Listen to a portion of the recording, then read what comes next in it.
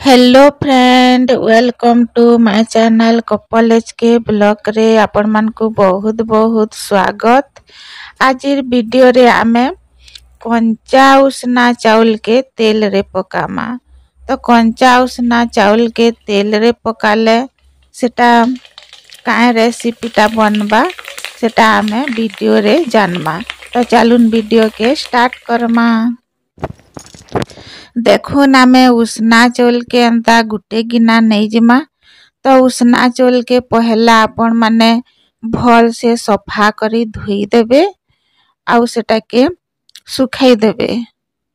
आ सुखाई देला परे भल से सुखी जिबा और आमे एटा के बनामा। तो फ्रेंड माने आपण माने जेन चाउल के भात रांधी करी खाएसन से ही चाउल नेबे। इटा अलुआ चाउल नुहे, उसना चाउल है। तो गुटे फ्रेंड मते पचारी थिले अरुआ चाउल है कि उसना चाउल है। तो इटा उसना चाउल है, अरुआ चाउल नुहे। तो देखुन आपण माने अंता उसना चाउल के नेबे। आउ ई रेसिपीटा वर्षा मासर लगी बहुत बढ़िया रेसिपी है, जेना कि वर्षा मासे खाइबार लगी बहुत भल लागसी। तो आपण माने वीडियोटा शेष तक देखबे आउ आशा करछे आपण मान को ई रेसिपीटा बहुत ही बढ़िया लागबा। तो चालू ना मैं एटा के काण करमा, तेल के गरम कर दमा। तेलटा बेसी गरम हेबार दरकार और तार परे आमे उसना चाउल के पके दमा। तो उसना चाउल के देखुन तेल रे पके देले फट फाट करी इटा मुढ़ी भलिया बनी जाउछे। तो एंता हिसाबे आपण माने गुटे छन्नी टे नहीं जिबे और छन्नी रे काहे कि चाउलटा छोट छोट थिसी तो चटुरे सेटा गली जासी। तो आमे छन्नी गुटे नहीं जिमा आउ सही छन्नी रे सबु के बाहर कर दमा। टिके जस्ट ब्राउन कलर हे जिबा और देखुन एंता ब्राउन कलर थिबा आउ आमे सेटा के बाहर करमा। तो देखुन इटा आउ थरे चाउल के इटा तेल रे पके देली। आपण माने तेल के बेसी गरम हेबार के देबे, कम गरम थिले चाउलटा भल से नी होई पारे। तो एंता बेसी गरम थिबा बेले चाउल के पकाबे कि सब ऊपर के उठी जिबा। तो जानी पारबे आपण माने तेलटा ठीक हिसाबे गरम अच्छे। तो एंता हिसाबे आपण माने चाउल के तेल रे पकाबे।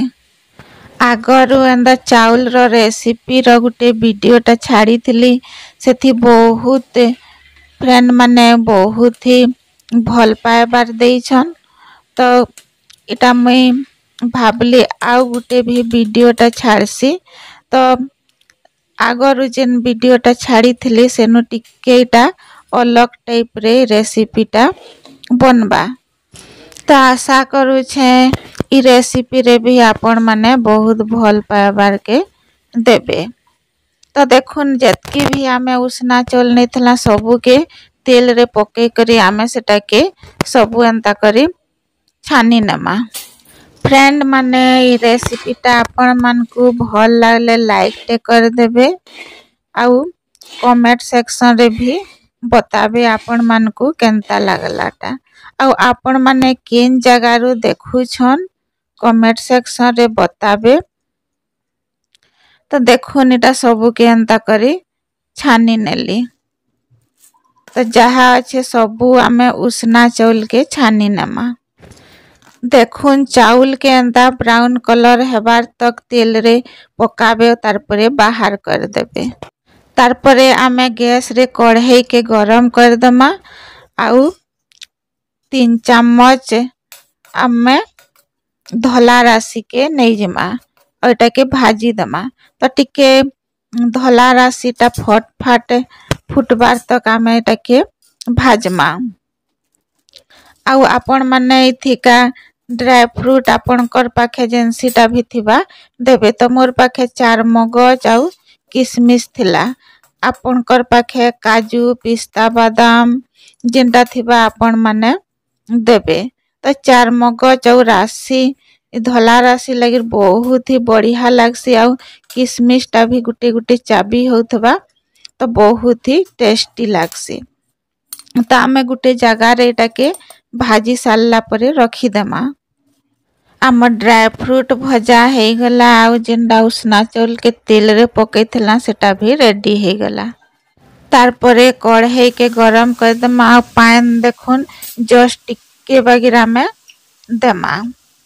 तारपरे आमे एक गिना उसना चाउल नहीं थला तो आमे अधा गिना गुड़ नमा। तो आपण माने गुड़ भी नहीं पारबे चीनी भी नहीं पारबे चीनी रे भी हेसी और गुड़ रे भी हेसी तो गुड़ रे बनाले बहुत ही हेल्दी है। तो देखुन आमे गुड़ आउ पानी के एटा भल करी मिसे दमा। तो एटा बेसी टाइम तक आमे एंता नहीं रखू आमे जनता के चिपचिपा हाथे का लगी जोथबा हेंता हिसाब एटा गुड़ रो पाक के बनामा। गुड़ रो पाक हे गले चाउल के दे दमा आउ जे नामे भाजी कर रखी थला ड्राई फ्रूट सेटा के दे दमा। ओटा के आमे भल करी एंता मिक्स कर दमा। चाउल गुड़ आउ ड्राई फ्रूट भल करी मिक्स हेबार तक आमे एटा के एंता गैस ऊपर रखी करी आमे मिक्स करते जिमा। एटा भल करी मिक्स हे गले आमे गैस के बंद कर दमा। तो देखुन एटा एंदा टिके जस्ट ठंडा हेबार लगी दमा बेसी भी ठंडा हेबार लगी नी दो टिके टिके जनता कि आमे हाथे का धरी पारुथमा हेतके हिसाबे हेइथबा आउ आमे एटा के बनामा। बेसी ठंडा हे गले लड्डूटा नी बने। तो देखुन एटा हाथे का जनता धरी होथबा टिके उषुम उषुम थिबा एंता हिसाबे आपण माने लड्डूटा बनाबे हेले बहुत बढ़िया हिसाबे लड्डूटा बनबा। एंता करी आमे सबू लड्डू के बने नेमा। तो देखुन एटा सबू लड्डू के बने नेली और आमे जेन धला राशि चार मगज आउ किसमिस देथलाटा सेटा गुटे गुटे देखुन लड्डू रे अच्छे तो सेटा भी बहुत सुंदर भी देखा जाउछे। आपण माने गुड़ रो पाक के हेंता चिपचिपा हिसाबे करबे हेले बहुत ही बढ़िया सॉफ्ट हिसाबे देखुन खणी करी देखे दउछे बहुत ही सॉफ्ट हेइछे। एंता लड्डू बने करी खाइले बहुत ही बढ़िया लागसे जेनटा कि आमे बेसन रो लड्डू मुढ़ी रो लड्डू बनासु सेटा भी इ चाउल रो लड्डू रो टेस्टी एते बढ़िया लागसे जे सबू के फेल मार दबा। आउ इटा वर्षा मास लगी बहुत ही बढ़िया रेसिपी आए। आई होप आइडिया आपण मान को भल लगी थिबा।